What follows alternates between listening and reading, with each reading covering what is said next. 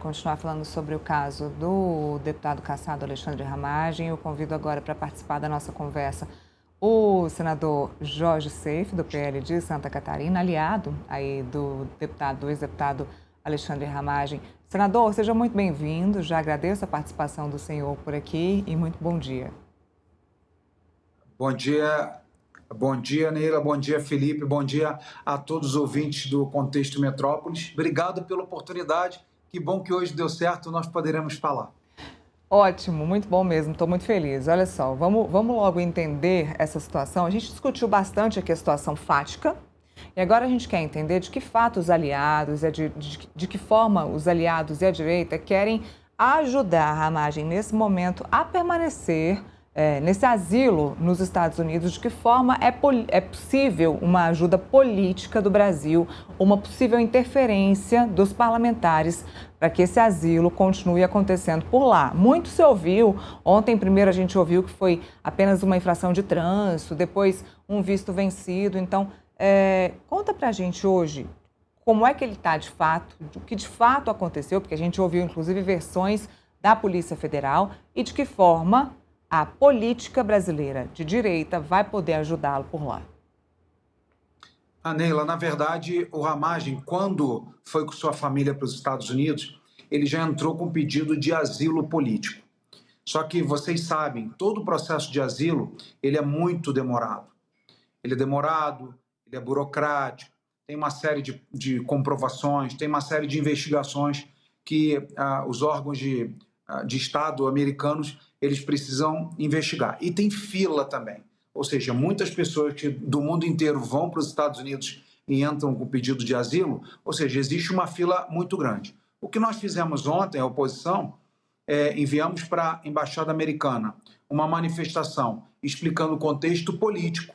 E esse contexto político, inclusive, já foi reiterado pelo presidente Trump várias vezes, quando ele falava lá atrás, Nila, que era uma caça às bruxas. Todos vocês devem lembrar que o presidente era um perseguido da Suprema Corte, assim como o Trump, quando não estava sentado na cadeira de presidente lá, também sofreu a acusação de golpe de Estado, também tentaram deixá-lo inelegível, também tentaram prendê-lo, e vários parlamentares americanos já fizeram denúncias contra o ministro Alexandre de Moraes, inclusive levantando foto deles. E ele, então, chegou ao ponto de ser um sancionado da OFAC e também da Magnitsky, como o Felipe bem disse há pouco. Então, o que nós fizemos? Nós fizemos um documento para a Embaixada Americana, reforçando os pontos de perseguição política por parte de Jair Bolsonaro, Eduardo Bolsonaro, Ramagem, Carla Zambelli, Eduardo Tagliaferro, jornalistas e tantos. Pegamos um trecho, Neila, das decisões do ministro Fux no julgamento do 8 de janeiro, que foram manifestações perfeitas e coerentes e condizentes com a realidade, e demos vários outros exemplos e pegamos a assinatura, até o momento tem uns 30 assinaturas entre deputados e senadores. Então, entregamos esse documento ontem na Embaixada, o autor fui eu mesmo, com subscrição, com o apoio de vários outros parlamentares, e hoje de tarde nós pretendemos visitar a embaixada com essas assinaturas dos demais deputados e senadores para reforçar que não é a opinião apenas de um senador ou de um deputado, mas de um grupo que está enxergando que Ramagem realmente é um perseguido político. Para finalizar, o objetivo desse documento é pedindo, sensibilizando as autoridades americanas que acelerem a análise do pedido de asilo a Alexandre Ramagem e a sua família. Senador, o que leva a crer que Alexandre Ramagem possa continuar nos Estados Unidos, levando em consideração que tem esse agravante de ser um foragido da justiça brasileira, de ter um nome na Interpol e de ter sido condenado a 16 anos de prisão aqui no Brasil pela suposta trama do golpe? O Ministério da Justiça já pediu a extradição de Alexandre Ramagem. Então, com todas essas considerações, esse peso, digamos assim, o que leva a crer, assim, qual é a expectativa? Por que tanta esperança de que ele vá conseguir permanecer nesse asilo nos Estados Unidos? Basicamente, Neila, duas questões. Na verdade, três. A primeira, Alexandre de Moraes foi sancionado Magnitsky, ou seja, um violador de direitos humanos. 2, frases reiteradas do presidente Donald Trump, né, acusando a Justiça, o Supremo Tribunal Federal Brasileiro, de perseguição política ao grupo do presidente Bolsonaro, o qual Alexandre Ramagem fez.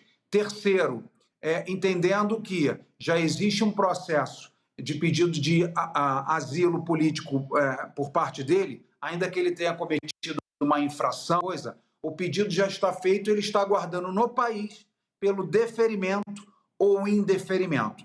Então, o Brasil já tinha pedido a extradição, os Estados Unidos ignorou completamente, já tinha colocado na Interpol, os Estados Unidos ignoraram completamente, e eu tenho certeza que com todos esses reforços que nós temos feito, eu tenho certeza que Alexandre Ramagem permanecerá nos Estados Unidos até que nós consigamos aqui, se Deus quiser, em 1º de janeiro de 2027, uma anistia ampla, geral e restrita proposta pelo futuro presidente do Brasil.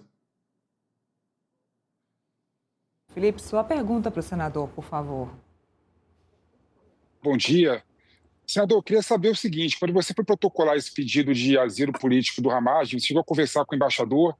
Qual foi o sentimento dele? Ele falou alguma coisa contigo relacionado com como que vai ser o processo? Você sentiu algo nele dizendo se vai ser deferido ou indeferido esse pedido de asilo político? Ou não? Você protocolou formalmente na embaixada sem conversar com o embaixador, no caso?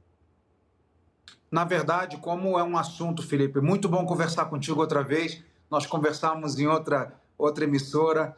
É muito bom te ver aqui e ouvir seus comentários.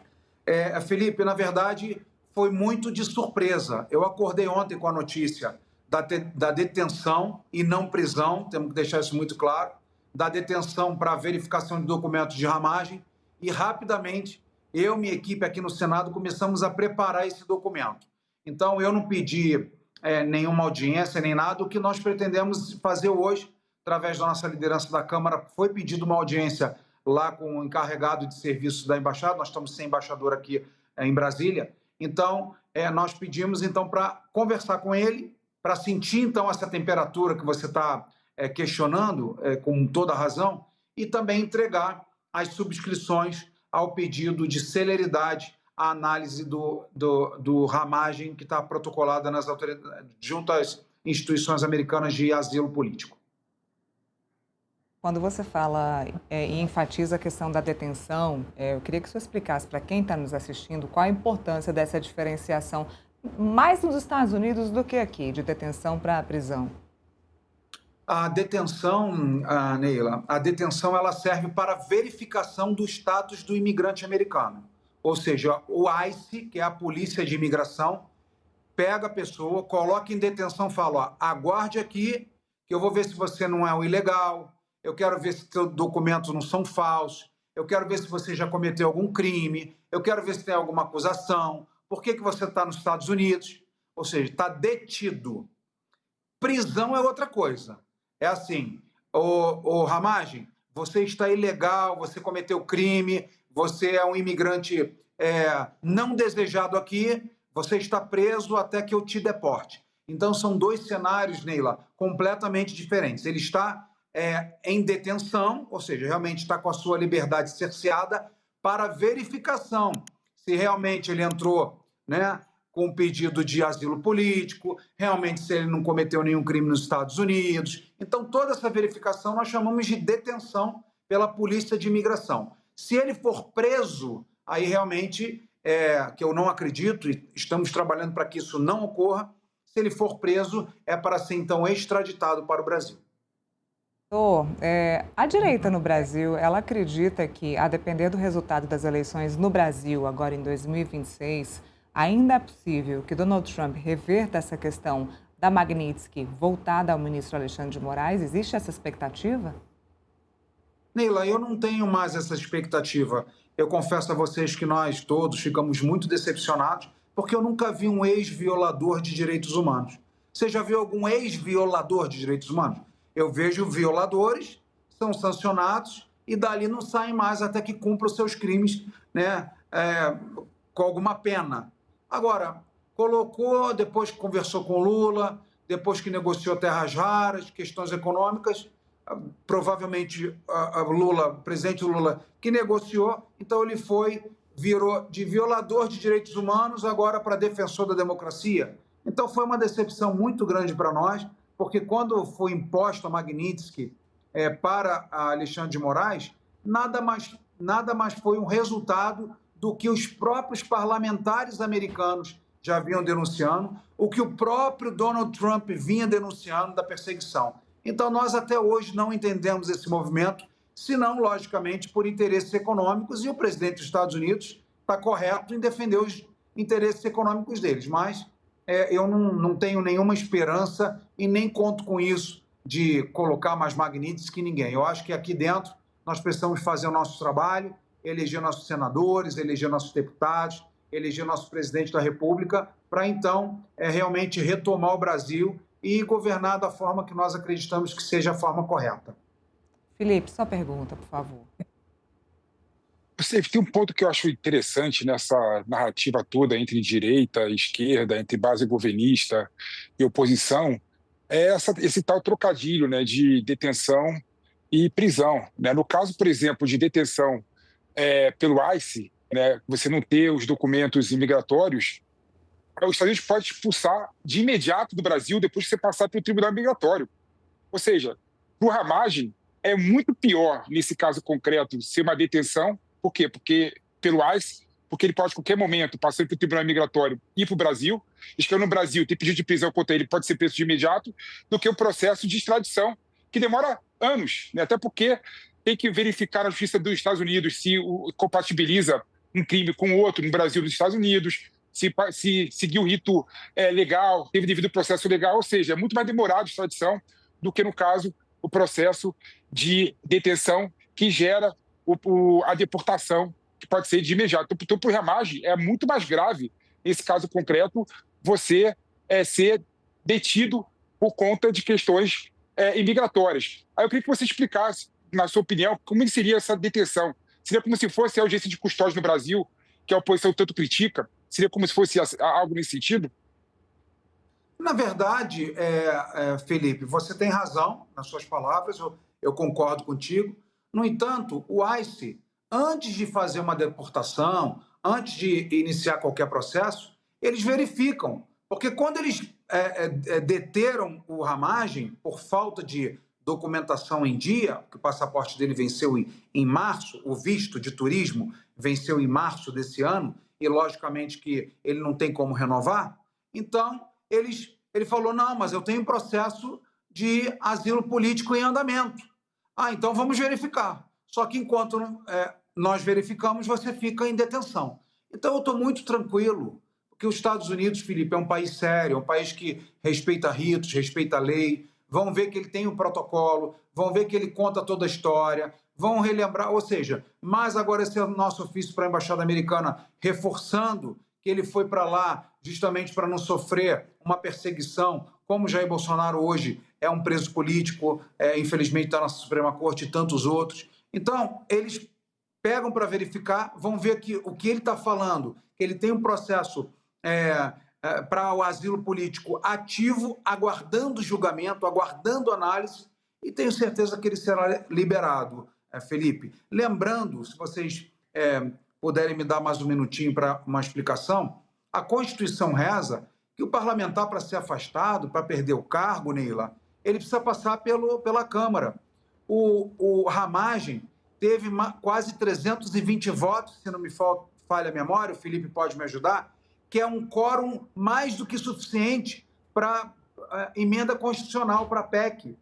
Todos os colegas, ou seja, a grande maioria dos 513, foram mais de 300, falaram assim, Ramagem não cometeu nada, permanece no cargo.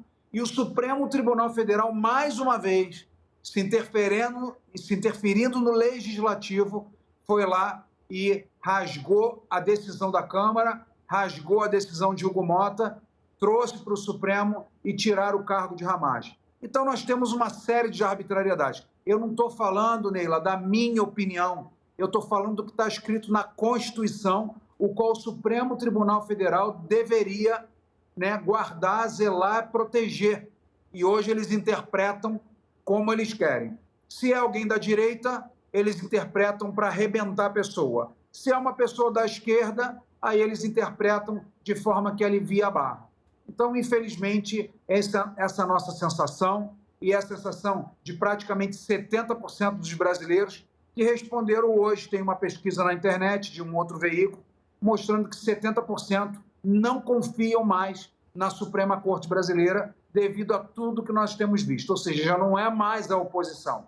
E para complementar, a CPI do crime organizado, que tem um petista como presidente e um MDBista como vice, hoje está pedindo indiciamento de 3 ministros do Supremo e mais o Procurador-Geral da República pelos seus desmandos, pelas suas ilegalidades. Olha só, uma pessoa do Partido dos Trabalhadores, uma pessoa do MDB, não tem nada de bolsonarista, não tem nada de centro, não tem nada de conservador, não tem nada de direita, estão pedindo indiciamento pelas suas condutas ilícitas de 3 ministros do Supremo e mais o PGR. Coisa, Neila, que nós temos denunciado há praticamente 5, 6 anos.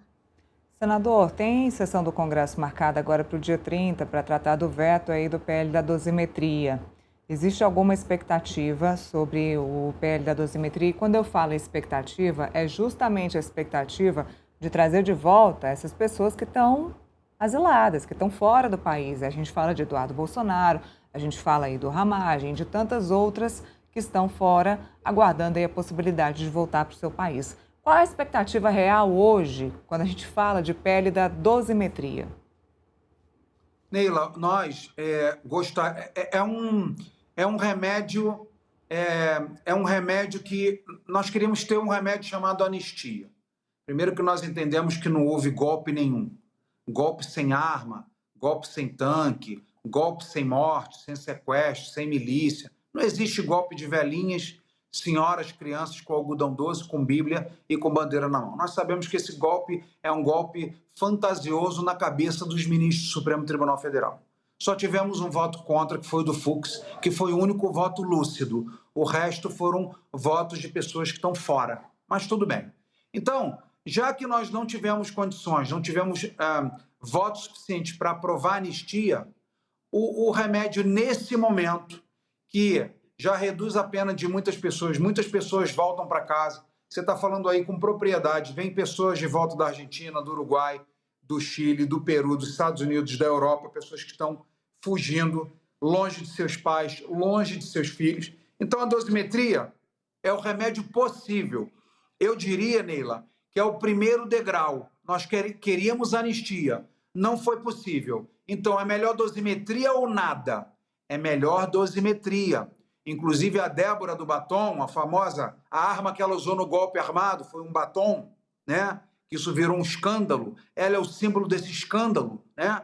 Então, a Débora deu uma entrevista agora, na sexta-feira, se eu não me engano, dizendo, olha, mesmo que seja dosimetria, aprovem, eu quero voltar a trabalhar. Eu estou em prisão domiciliar, eu preciso trabalhar para ajudar meu marido a sustentar a casa, eu preciso sair para levar minha filha na escola. Então, uma condenada pelos atos do 8 de janeiro está pedindo, olha, se é o que tem dosimetria, não é o ideal, mas já atende a muitas pessoas, já cumpriram parte da pena, Neila e Felipe, e já voltam para casa, já tem um pouco de paz no meio desse caos e dessa confusão que se instalou desde 8 de janeiro. Muito bem, mas não há um receio de que se o veto for derrubado pelo Congresso Nacional, isso seja judicializado mais uma vez na Suprema Corte? Não, eu não acredito. Eu acredito que o Supremo vai respeitar a decisão do Congresso Nacional. Nós teremos votos de sobra, foram mais de 300 na Câmara, quase 50 aqui no Senado, ou seja, dos 594 parlamentares, a grande maioria votou a favor da dosimetria. E, lógico, não é de imediato, porque os advogados vão ter que peticionar no Supremo Tribunal Federal, mostrando o que reduziu de pena, o que já cumpriu. Tem um trabalho burocrático, administrativo, mas já é uma esperança para, por exemplo, a Débora do batom, ou o seu Alcides, lá o catarinense de Corupá, que pagou uma passagem, nem pisou em Brasília, pagou uma passagem para a pessoa vir, foi condenada a 14 anos por financiar golpe de Estado. Imagina que alguém chega para você, Felipe, fala assim, eu chego, ô Felipe, poxa, eu estou sem grana, quero fazer uma manifestação lá em Brasília, tu não paga minha passagem? Você faz um Pix para mim, eu compro a passagem, venho para Brasília e depois você é preso por financiar golpe armado no Brasil? Isso é um completo absurdo. Ninguém aguenta mais isso. Virou assim uma utopia, virou um fanismo, uma loucura. Nós precisamos acabar com isso e pacificar esse país, pelo amor de Deus, Neila. Felipe, por favor, sua pergunta. Mas, Seif, não vai pacificar o Brasil dando anistia, né? Quando você pega, por exemplo, uma pesquisa recente de um outro órgão de imprensa, falava que mais da metade dos brasileiros eram contra a anistia, né? Inclusive, mais da metade dos brasileiros, nessa pesquisa, falavam que eram favoráveis à decisão do Supremo Tribunal Federal em relação ao trama golpista. Ou seja, o Brasil, nesse ponto, está dividido, tendendo mais para o lado pró-STF. Tudo bem que foi antes desse escândalo todo surreal que aconteceu no STF, né? Mas o brasileiro, naquele momento, estava tendendo mais para o STF do que contra o STF. Então, não vai pacificar o Brasil. Então, se a narrativa vai pacificar o Brasil com anistia e com indulto, eu tenho minhas dúvidas em relação a isso. Mas a minha pergunta vai no seguinte sentido, Seif. O que você acha de processo de impeachment contra o ministro do Supremo Tribunal Federal? Por que o Senado Federal não cumpre seu papel institucional de fato, fiscalizar, investigar e iniciar o processo de impeachment contra o ministro do Supremo Tribunal Federal? E mais do que isso, se isso não for possível, por que não se discute de forma clara e transparente o papel do STF? O problema do STF que a gente vê hoje em dia é que o STF cuida de várias ações criminais. O caso do trama golpista foi ação criminal, né? O caso da ação do Banco Master, ação criminal também, né? Ou seja, o grande problema do STF é que ele debruça sobre vários assuntos que não são da alçada dele, não são assuntos formalmente, materialmente constitucional, né? Então, por que o Senado Federal e o Congresso Nacional não tentam mudar, né, o arcabouço institucional do Supremo Tribunal Federal? Se mudar, já resolveria 90% dos problemas, por exemplo. Olha, Felipe, eu te dou mais uma vez toda a razão. O Supremo hoje quer liberar porte de droga, que as pessoas podem carregar a droga. Isso é uma questão exclusiva do Congresso Nacional. Querem discutir aborto, querem discutir marco legal de terra indígena. A Constituição de 1988 já determinou o marco temporal de terra indígena, eles querem zerar tudo. Nós aprovamos aqui, nós fomos contra a criação do novo IOF, Imposto de Lula e de Haddad, nós derrubamos. O Supremo, com uma canetada, restabeleceu. Então, o Supremo está imparável, eles não têm contenção. Eles querem governar o Brasil sem outros poderes. Isso é incabível. Só de pedidos de impeachment tem praticamente 80 aqui no Senado Federal. E, logicamente, eu tenho minhas críticas, mas quando nós escolhemos o nosso presidente, que hoje é o presidente Davi Alcolumbre, ele já tinha uma posição de não se meter com outro poder. Eu discordo, mas ele não foi eleito. Então, nós vamos esperar a próxima legislatura. Que eu creio que nós faremos grande maioria do Senado Federal, Neila e Felipe. E, com essa maioria, poderemos fazer um presidente que esteja alinhado com a investigação. Não queremos vingança, não queremos perseguição. Simplesmente, por exemplo, esses casos recentes que nós temos visto, né? Nós temos visto aí Banco Master, nós temos visto aí avião, nós temos visto hotel, nós temos visto vários escândalos. Não era papel, segundo a Constituição, não é papel do Senado Federal fazer o sistema de pesos e contrapesos? Então, não está sendo feito, e eu acho até por isso, por essa inércia do Senado há muito tempo, que eles acabaram ficando hipertrofiados, ou seja, igual o Incrível Hulk, cheio de músculo, estão muito fortes, e estão desrespeitando tanto o Executivo quanto o Legislativo. Isso tem que acabar, Felipe. Te dou toda a razão. Nós não podemos querer mudar a Constituição pelo desrespeito de alguns de seus membros sobre o Legislativo e o Executivo. Nós precisamos, sim, modificar os membros dessa casa, que será feito agora 54 senadores serão eleitos ou reeleitos, e também um presidente que tenha disposição, né, em investigar as condutas de ministros do Supremo Tribunal Federal. Essa é a nossa torcida e contem comigo. Eu assinei todos os pedidos de impeachment que me chegou às mãos, todos eles eu assinei. Muito bem, senador Jorge Seife, obrigada pela entrevista, obrigada pela gentileza de falar conosco e obrigada pela participação mais uma vez. Até a próxima. Eu que te agradeço, Neila. Um grande abraço, Felipe. Bom te ver e bom ter essa conversa com vocês. Contem comigo. Muito obrigado. Obrigada, até.